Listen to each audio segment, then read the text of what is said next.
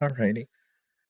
Purpose of the recording will be to go over phase 1 of DSR as a sequence in its entirety. The video will have chapters, so you can skip around and focus only on the parts that you're interested in seeing. With that said, I will emphasize specific things that I do during this phase that helps ground me and orient me as we all move about, because there's a significant amount of positioning and movement and a lot of stuff that appears on screen. It becomes very important in this phase, but even more so in later phases of DSR, to understand how to filter out the information that's not necessary. But with that said, I'll interrupt the poll every so often, make a comment, and then go back to the beginning and narrate through the entire sequence without interruption. And that will be how I carry out these short clips of different phases. With that said, we'll go ahead and get started. So at the very start, the tanks determine who's going to take Adel, who's going to take Grin. Something that you need to be mindful of: the knockback originates from Grin. So the tank taking Grin wants to make sure they center Grin dead center, just to make sure in the future set of mechanics, the knockback is in off center, and then people get confused and end up in the death wall. For the time being, too, both tanks should be pulling both Adel and Grin dead center on the map, because Grin also has two main abilities called Empty Dimension and Full Dimension.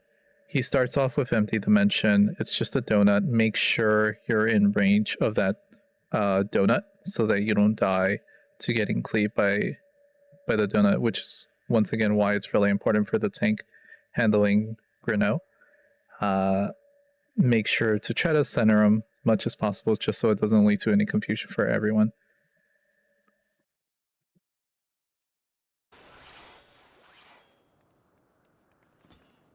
Here's the countdown. Something I like to do as well is on tank POV, there's like a tile here and a tile here. There's also like a little pattern right here to help me, especially if I'm a paladin. If I cast, like, for example, I'm a paladin, I'm casting Holy Spirit right here. I can cast it such that he's going to auto-center perfectly there. If you're a tank without a cast or a ranged ability, then, you know, you're going to have to be a little closer, but you work with what you got. Once again, from the get-go, tanks are pulling both Adel and Grin to the center. Grin is going to cast Empty Dimension, so this is an in. We have a raid-wide Holiest of Holy from Adel. Just a little bit of mitigation and we'll be fine. When Grin starts casting Empty Dimension is when Adel will also spawn a tether. So it's really important, you know, as the party. Here is Adel. It's really important as the party to not be too close to Adel, otherwise you'll make it very difficult for the tank, who is the Grin tank, to pick up the tether and move it away safely. So something that you need to keep in mind, because unfortunately you often see that in PF. So the Grin tank picks up the tether. The tank picking up the tether usually invulns, and then the other tank just sits in with the party, because we're going to resolve Heaven's Blaze, which is a stack from Sharper on the outskirt of the map. You cannot you cannot use Faint or Adel. The shield healer will have tools to keep us alive. We'll be okay. You get about 3 GCDs in, and then this next sequence right here begins. So this is going to be the bait sequence. For these first set of baits, markers that go out on people, they're going to position on the north side markers first. That's their job.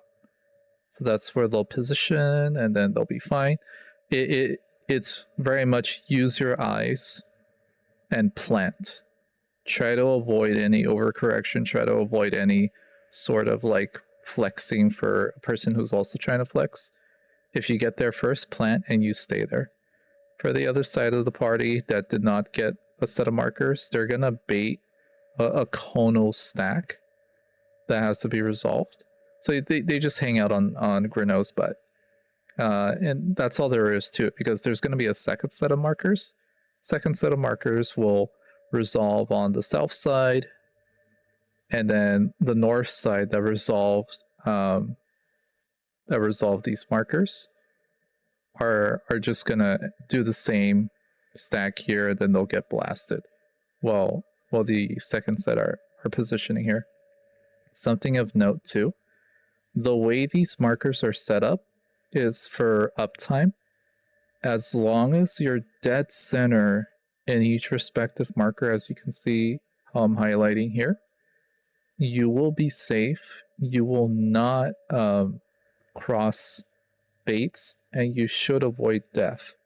But if you're any closer, if you're in front of the marker here, or you're over here, not center, I almost guarantee you're gonna eat a cleave and you're gonna die, because there's gonna be a significant amount of overlap. So your job, if you're baiting, is to be dead center. Make sure you do that and you'll be okay. So first set of markers to the north, plant dead center, and then those that did not get markers are to the south. They're stacked up nice and tight.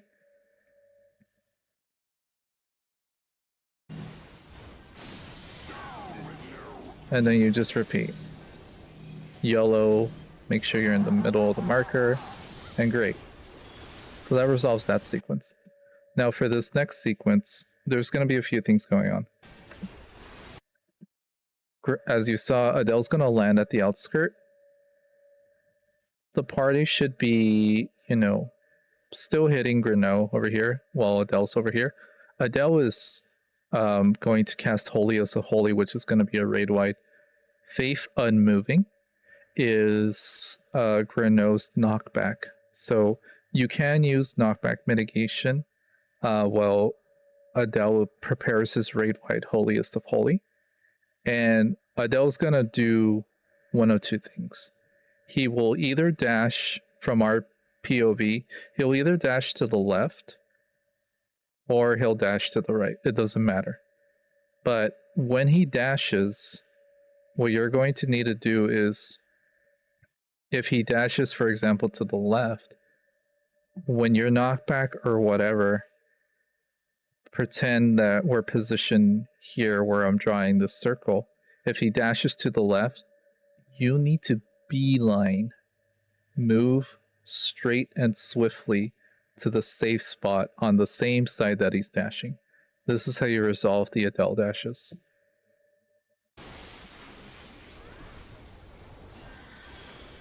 So let's see where he dashes. Adel dashed to the right. So homeboy was over here.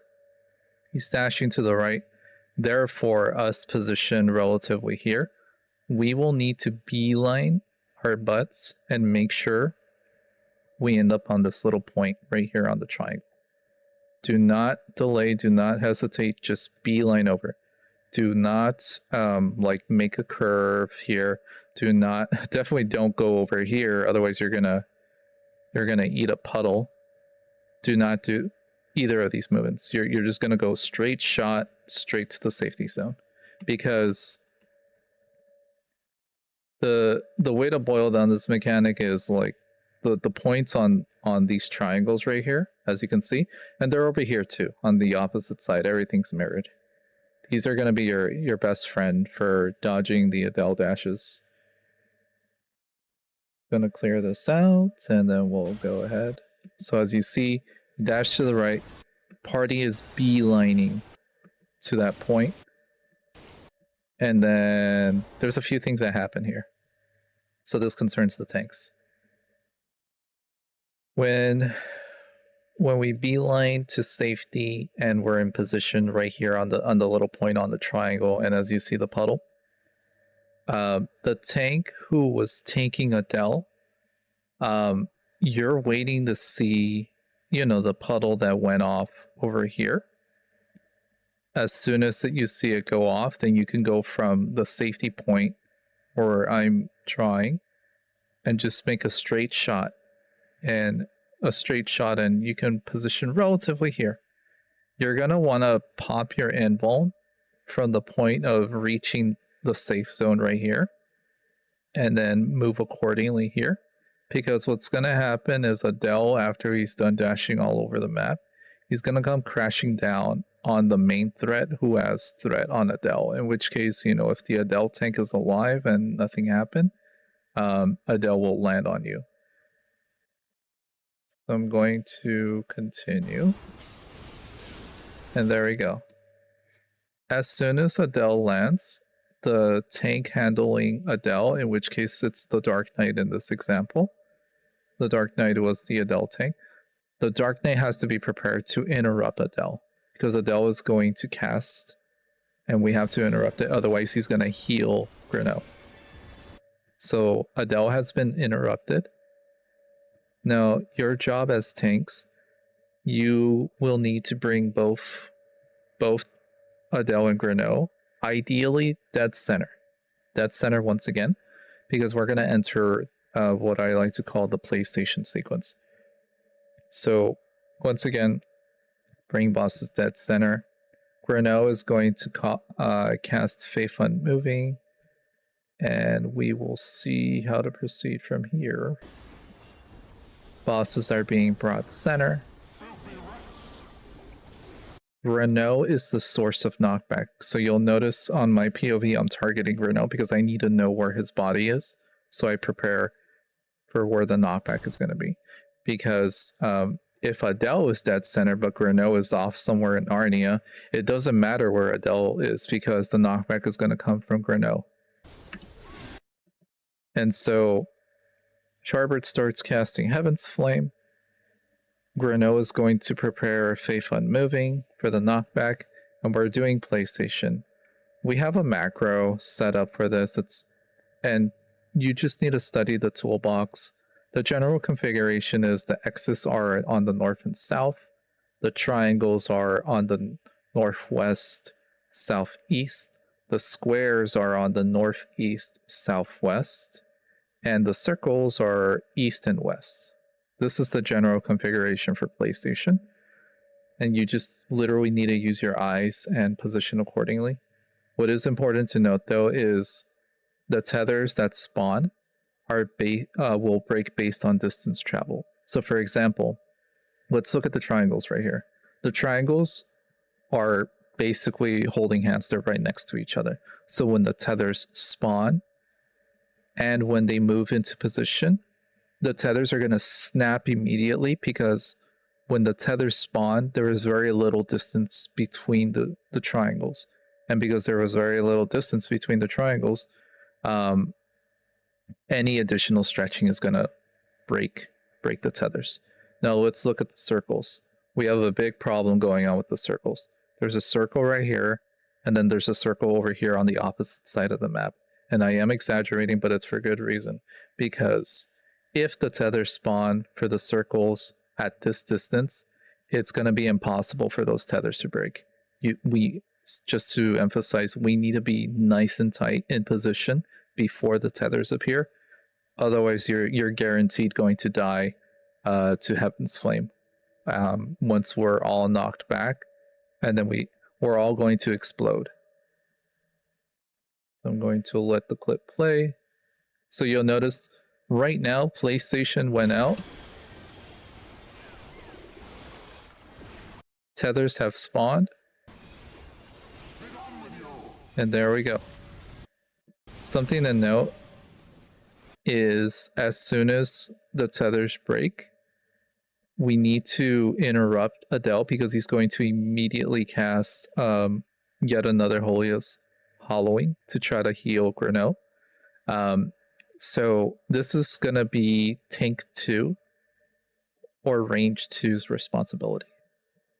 It doesn't matter who. In PF, you'll usually see range 2 relegated to an interrupting Adel, I'm going to require that tank 2 learns to do the interrupt, because I can't tell you how many times in PF you'll lose a run just because the range died during PlayStation, and tank 2 is just sitting on the floor eating the dirt off the floor, not interrupting Adel. There's absolutely no reason to fail this interrupt when you have 2 people capable of doing it. For the purposes of the static, I'm going to have tank 2 interrupt. So the interrupt was successful. It doesn't really matter where you bring Adel and Grino after this point, but a lot of tanks like to bring them center just to make it nice and tidy. At this point, we need to burn both of them down. Grino will cast either full dimension or empty dimension. Full dimension, as we saw at the very start of the fight, it's just a donut. Make sure you're in. Full dimension is the other one, meaning you have to be out because he's going to cast an AoE on it, you know, in his immediate vicinity. And if you're caught in it, you're going to die. So that's something to bear in mind. Holiest of Holy is just a raid white coming from Adel.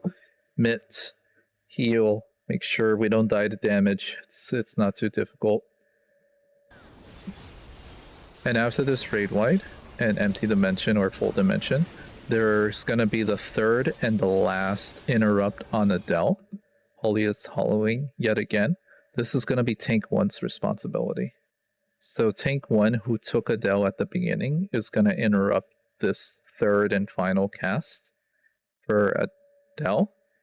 And we go into the Enrage sequence. So as you saw, the instant we kill one of the knights, the other knight starts immediately enraging, and we have to kill the remaining knight that's alive before that cast ends, otherwise it's a failed run. So he's casting the Bull Steel, and it's a fast cast, and we'll see it when we're replaying this at full speed. It's at this point that the healers want to make sure, you know, everyone's healthy, everyone's happy, that we're not half dead, because we're going to take raid-wide damage for the next sequence, the jail sequence, as you'll see our health drop right about now. So not a significant drop, but if we're not healthy, we do risk dying. So here, what we do is we do HMRT, which stands for Healers Melee Range, as the order of sequence for baiting Bright Wing, which is just a Protean bait. In order to bait the Protean bait, you just need to make sure you're standing inside of the hitbox of Sharber and you dig in. The rest of the party should be sitting outside, but when it's your turn, you should dig into the hitbox and make sure that you bait the Proteans away so that the cleaves don't kill you, your buddy, or the party. And then that's really all there is to it for this sequence. It's just a sequence of bait here, bait there, bait over here, bait there, and then you're done. So we'll go ahead and let this play. So first up are the healers. Our good old buddy Arshafan is going to appear. He's going to block the spear for us. Every pulse that this spear gives off will do chip damage to the party, so it is important that the healers pay attention here, and they're GCD healing for safety.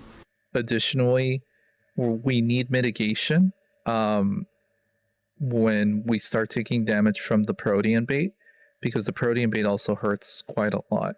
You want at least one tool, 2 tools ideally, on this, because it hurts so much. Like, you'll notice that I'm on White Mage in this POV and I pop Temperance, and I'm just preparing heals for the moment that my co-healer and myself take the first Protean bait. So there's the first bait, and as you saw, I almost died. So that's awesome. And as you also can see here, we have no mitigation on Sharber active. The only tools we had was, I believe, a GCD shield, and we have Heart of Light, and we have Temperance. But we have no other tools active for mitigation. And as you can see, I almost fucking died. So that's pretty cool. And then it's the melee. So we see our Ninja and our Reaper are in the hitbox. So something that you also need to be aware of, when it's your turn to bait the Protean, you're going to have a debuff. This debuff right here that I'm circling is a very important debuff because you are basically going to bait a twister. You're going to bait an AoE puddle that's going to go off after a period of time based on where you're standing. So currently the Scholar and myself are off over here to the east side relative to true north. North being over here. And then east being here. So we're just off to the east side. What we're doing is we're waiting for this debuff that I'm circling to wear off. The moment the debuff wears off, then we're gonna rejoin the party stack and hang out with them if we want. Because our job is done. We're just damaging the boss. We're making sure as healers no one's dying.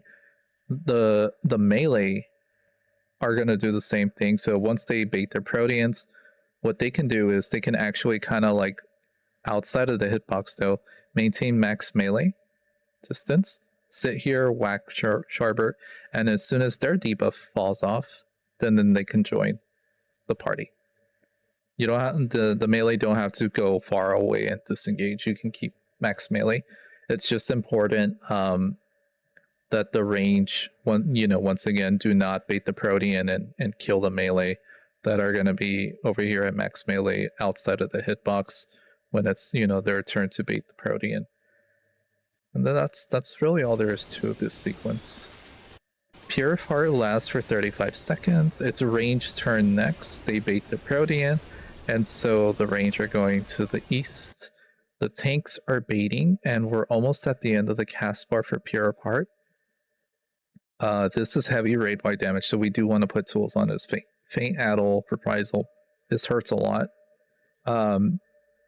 What the tanks can do, as they're preparing to bait their Protean, the tanks can actually sit here. They can chill, because once Pure Heart finishes, the walls, the chain walls that are the death wall for the sequence are going to go down, and the tanks can just sit there, bait their twister, bait their AoE puddle, and then just move away safely. And then that's all there is to this sequence. So the tanks bait, the tanks are sitting, the tanks are gonna bait their puddle. I'm running away so I don't get killed, and we transition into phase 2. So that's gonna be the end of the phase 1 sequence. I'm going to replay this without interruption. And hopefully, in reviewing this in the toolbox, this is helpful for you to pick up the visual cues that I use to ground myself for P1. So going back to the start, our tanks are going to pull Adel and Grin to the center of the map. Very cool. We're going to have a raid wipe at the start, so we need some sort of mitigation to survive the damage. And then at the same time that Grin is casting Empty Dimension, which is in, the tether spawns for the Grin tank to pick up. The Grin tank is going to invuln that tether, and then we're all going to take stack damage, and then both tanks are being good tanks and facing the bosses north so our melee can get their uptime. First set of markers that spawn are going to position on the north side markers first. Make sure you're dead center on the markers with the rest of non-markers on the south. And then you repeat the process for the south side with the north side stacked on top of each other. Everything looks good. Adel is going to spawn. He's spawning to the west, knockback immunity. And then we're going to pay attention to what direction he's going to spawn. He's going to dash. He's dashing to the right, so beeline to the tip of the triangle. And then the Adel tank is running off to the side to bait execution. They popped invuln to take that easy peasy. And the Adel tank did the interrupt. Both tanks are bringing Adel and Grin dead center. We're targeting Grin for knockback. We're going into position for PlayStation. and then we're being knocked back to snap our tethers. Everything's great. We're gonna get hit by a raid wipe soon. There was a second interrupt that was picked up by the second tank or range 2. This is empty dimension, so this is in with raid wipe. And then finally, we're gonna do one last interrupt on Adel. We interrupted, we killed him, and then Grino's enraging. Heal a bit, prepare for jail sequence. It's HMRT, so healers are first. Healers are just in position. We're waiting for a good boy Harshiphon to appear. Throw out some tools so we don't die to damage because this hurts like hell. There we go, I'm almost dead. Melee are up. We're waiting for this debuff to fall off. Move in, range are next. Melee can keep max up, max melee uptime. And then finally, tanks are in. Range are baiting. Very cool. Tanks are hanging out. They're gonna bait together. Mitigate this. And we're done. And then we go into phase 2. Phase 2 is the checkpoint phase, and then we reset for the rest of the fight. And then that's all of phase 1.